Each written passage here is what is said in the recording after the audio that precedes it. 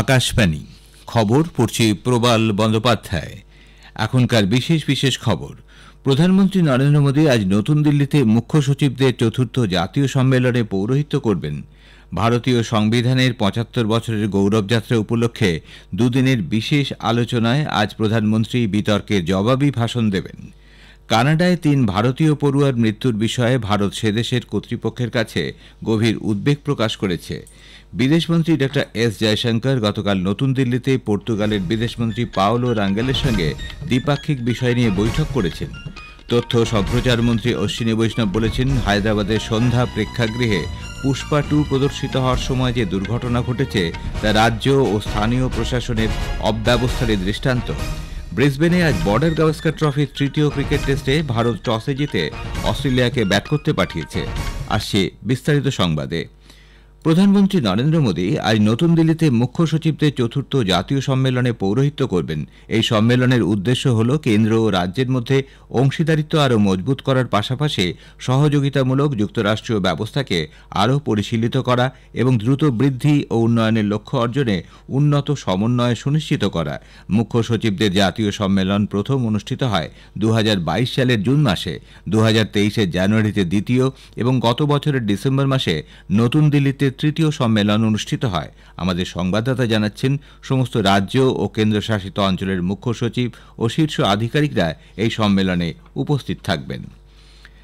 প্রধানমন্ত্রী বলেছেন, মহাকুম্ভ 2025 ঐক্য এবং সমতার মহাযজ্ঞ হয়ে উঠবে, যা গোটা দেশকে নেতৃত্ব দেবে। মহাকুম্ভ 2025-এর আনুষ্ঠানিক উদ্বোধনের পর গতকাল প্রয়াগরাজের সঙ্গমে এক জনসভায় প্রধানমন্ত্রী বলেন, মহাকুম্ভ চলার সময় প্রয়াগরাজে এক নতুন ইতিহাস তৈরি হবে। महाकुंभ हजारों वर्ष पहले से चली आ रही हमारे देश की सांस्कृतिक आध्यात्मिक यात्रा का पुण्य और जीवंत प्रतीक है। एक ऐसा आयोजन जहां हर बार धर्म, ज्ञान, भक्ति और कला का दिव्य समागम होता है। উল্লেখ্য, আগামী বছর 13 জানুয়ারি থেকে সরকারিভাবে মহাকুম্ভ শুরু হবে, চলবে 26 ফেব্রুয়ারি পর্যন্ত। প্রধানমন্ত্রী গতকাল প্রয়াগরাজে 6,670 কোটি টাকার বিভিন্ন উন্নয়নমূলক প্রকল্পের সূচনা করেন। এই উন্নয়নমূলক প্রকল্পগুলির মধ্যে রয়েছে বিভিন্ন রেল ও সড়ক প্রকল্প। প্রয়াগরাজের সঙ্গে যোগাযোগ ব্যবস্থা বাড়ানো এবং পর্যটনের উপর জোর দিতে এই প্রকল্পগুলি হাতে নেওয়া হয়েছে। লোকসভায় আজ ভারতীয় সংবিধানের গৌরবযাত্রার ৭৫ বছর নিয়ে দ্বিতীয় দিনের আলোচনা শুরু হবে। প্রধানমন্ত্রী নরেন্দ্র মোদী আজ লোকসভায় এই বিতর্কের জবাবি ভাষণ দেবেন। বিতর্কে অংশ নিয়ে গতকাল প্রতিরক্ষামন্ত্রী রাজনাথ সিং বলেন, ভারতের সংবিধান দেশের সামাজিক, অর্থনৈতিক, রাজনৈতিক এবং সাংস্কৃতিক জীবনকে ছুঁয়ে গেছে। মূল্যবোধের প্রতিফলন ঘটেছে এখানে। দেশের সংবিধানের ৭৫ বছর উপলক্ষে লোকসভায় দুদিনব্যাপী বিতর্কের সূচনায় বক্তব্য রাখতে গিয়ে শ্রী সিং বলেন, ৭৫ বছর আগে দেশের গণপরিষদ স্বাধীন ভারতের সংবিধান প্রস্তুত করে। দীর্ঘ 3 বছরের বিতর্ক আলাপ আলোচনার মাধ্যমে এই সংবিধান নির্মিত হয়েছিল। তিনি বলেন, ভারতের সংবিধান কেবলমাত্র সরকারি তথ্যের সমষ্টি নয়, এটি মানুষের ইচ্ছার প্রতিফলন।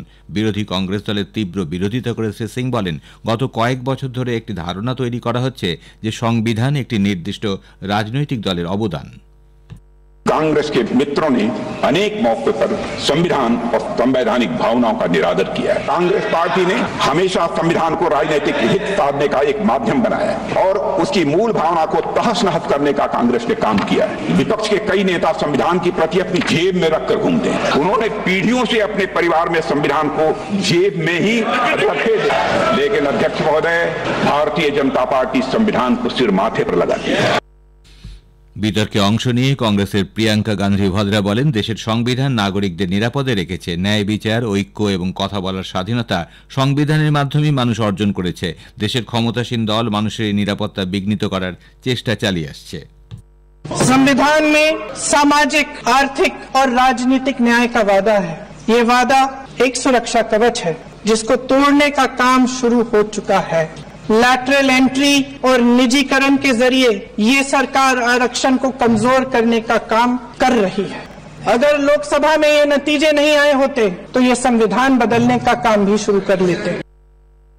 কেন্দ্র জানিয়েছে 2025 সালের মধ্যে দেশকে যক্ষ্মামুক্ত করা হবে। কেন্দ্র যক্ষ্মামুক্ত ভারত গঠনে জাতীয় পরিকল্পনা গ্রহণ করায় রোগ মুক্তির প্রভূত উন্নতি ঘটেছে।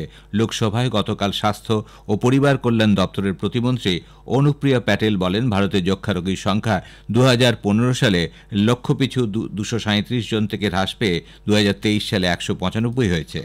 কেন্দ্রীয় শিক্ষামন্ত্রী ধর্মেন্দ্র প্রধান বলেছেন, সরকার মহিলাদের উন্নয়ন থেকে মহিলাদের নেতৃত্বের বিকাশের উপর গুরুত্ব দিচ্ছে। শ্রী প্রধান গতকাল মহিলা নেতৃত্ব বিকশিত ভারত @2047 শীর্ষক এক কর্মশালায় ভাষণ দিচ্ছিলেন।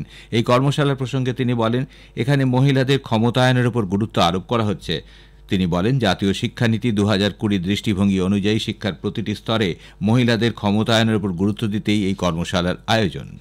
বিদেশ দপ্তরের প্রতিমন্ত্রী কীর্তিবর্ধন বলেছেন, কেন্দ্রীয় সরকার রাষ্ট্রসংঘের নিরাপত্তা পরিষদে ভারতের স্থায়ী সদস্য পদ পাওয়ার বিষয়টিকে উচ্চ অগ্রাধিকার দিচ্ছে। গতকাল লোকসভায় লিখিত জবাবে শ্রী সিং বলেন, ভারত স্থায়ী সদস্য পদ লাভের ক্ষেত্রে সব রকম যোগ্যতা রয়েছে এবং এ বিষয়ে দ্বিপাক্ষিক এবং বহুপাক্ষিক পর্যায়ে স্থায়ী সদস্য পদ লাভের চেষ্টা চালাচ্ছে। খবর শুনছেন আকাশবাণী কলকাতা কেন্দ্র থেকে। আমাদের সংবাদ শোনা যাবে ইউটিউব চ্যানেল আকাশবাণী সংবাদ বাংলা, ফেসবুক ও ইনস্টাগ্রাম আকাশবাণী সংবাদ কলকাতা এবং এক্স হ্যান্ডেল AIR নিউজ কলকাতাতে। ভারত গত সপ্তাহে কানাডায় 3 ভারতীয় পড়ুয়ার মৃত্যুর বিষয়ে সে দেশের কর্তৃপক্ষের কাছে উদ্বেগ প্রকাশ করেছে। নতুন দিল্লিতে গতকাল এক সাংবাদিক সম্মেলনে বিদেশ দপ্তরের মুখপাত্র রণধীর জয়সওয়াল বলেন, ভারত বিষয়টি কানাডার কর্তৃপক্ষের নজরে এনেছে। ভারতীয় হাইকমিশন এ বিষয়ে পূর্ণাঙ্গ তদন্তের জন্য স্থানীয় কর্তৃপক্ষের সঙ্গে যোগাযোগ রেখে চলেছে বলে তিনি জানান। Safety and security and welfare of Indian nationals, in particular students, for us in Canada and elsewhere is a matter of paramount importance. Our High Commission in Ottawa and our consulates are in regular touch with local authorities for their welfare and for their safety. We have also issued advisory for our nationals and our students to exercise extreme caution and remain vigilant in view of the deteriorating security environment in Canada as a result of the growing incidence of hate crimes and criminal violence. বিদেশমন্ত্রী doctor S Jaishankar গতকাল নতুন দিল্লিতে পর্তুগালের বিদেশমন্ত্রী Paulo রাঙ্গেলের সঙ্গে সাক্ষাৎ করেন। এক সোশ্যাল মিডিয়া পোস্টে ডক্টর জয়শঙ্কর বলেন, তারা দুদেশের মধ্যে কৌশলগত অংশীদারিত্ব বিষয়ে পর্যালোচনা করেছেন এবং পরিবেশ বান্ধব শক্তি, প্রযুক্তি, ডিজিটাল ব্যবস্থা, ঐতিহ্য ও সমুদ্র অঞ্চল সংক্রান্ত নানা বিষয়ে নতুন সুযোগ খুঁজে বার করার বিষয়ে মতবিনিময় করেছেন। বিদেশমন্ত্রী গতকাল সংযুক্ত আরব আমিরশাহীর সঙ্গে বৈঠকে পারস্পরিক স্বার্থ সংশ্লিষ্ট প্রতিরক্ষা ও নিরাপত্তা সহযোগিতা আরও বৃদ্ধির প্রয়োজনীয়তার উপর গুরুত্ব আরোপ করেছেন। নতুন দিল্লিতে আয়োজিত পঞ্চদশ ভারত ইউএইর যৌথ কমিশনের বৈঠকে সে দেশের পররাষ্ট্রমন্ত্রী শেখ আবদুল্লাহ বিন জাহেদ বিন সুলতান আল নাহিনের সঙ্গে বৈঠকে ডক্টর জয়শঙ্কর বলেন, স্থায়িত্ব, নিরাপত্তা ও এতদাঞ্চলের অগ্রগতিকে এগিয়ে নিয়ে যাওয়ার ক্ষেত্রে দুটি দেশের অভিন্ন স্বার্থ রয়েছে। শ্রীলঙ্কার রাষ্ট্রপতি অনুরা কুমার দিশানায়কে আগামীকাল রবিবার 3 দিনের ভারত সফরে আসছেন। শ্রীলঙ্কার রাষ্ট্রপতি নির্বাচিত হওয়ার পর এটি হবে তার প্রথম ভারত সফর। তথ্য ও সম্প্রচার মন্ত্রী অশ্বিনী বৈষ্ণব বলেছেন, হায়দ্রাবাদের সন্ধ্যা প্রেক্ষাগৃহে পুষ্পা 2 প্রদর্শিত হওয়ার সময় যে দুর্ঘটনা ঘটেছে তা রাজ্য ও স্থানীয় প্রশাসনের অব্যবস্থারই দৃষ্টান্ত। গতকাল এক সামাজিক মাধ্যম পোস্টে শ্রী বৈষ্ণব বলেন, কংগ্রেসের সৃজনশীল শিল্প সম্পর্কে কোনো শ্রদ্ধা নেই। আল্লু অর্জুনের গ্রেপ্তার তা আবার প্রমাণ করেছে। মন্ত্রী বলেন, চলচ্চিত্র ব্যক্তিদের উপর হামলার পরিবর্তে তেলেঙ্গানা সরকারের উচিত এই ঘটনায় যারা ক্ষতিগ্রস্ত হয়েছেন তাদের সহযোগিতা করা। উল্লেখ্য, হায়দ্রাবাদে একটি সিনেমা হলের সামনে পদপৃষ্ঠে মৃত্যুর ঘটনায় গ্রেপ্তার অভিনেতা আল্লু অর্জুনকে 4 সপ্তাহের জন্য জামিন মঞ্জুর করা হয়েছে। পুষ্পা 2 ছবির প্রিমিয়াম শো এর সময় হায়দ্রাবাদের সন্ধ্যা থিয়েটার প্রচণ্ড ভিড়ের চাপে এক মহিলার মৃত্যু হয়, গুরুতর জখম হয় তার নাবালক পুত্র। ভারতীয় আবহাওয়া দপ্তর IMD উত্তর ও মধ্য ভারতে আগামী 2 থেকে 3 দিন শৈত্যপ্রবাহ চলবে বলে পূর্বাভাস দিয়েছে। জম্মু কাশ্মীর, লাদাখ, পাঞ্জাব, হরিয়ানা, চণ্ডীগড়, রাজস্থান, উত্তরপ্রদেশ, মধ্যপ্রদেশ এবং ছত্তিশগড়ের বেশ কিছু অংশে তীব্র শৈত্যপ্রবাহ চলবে।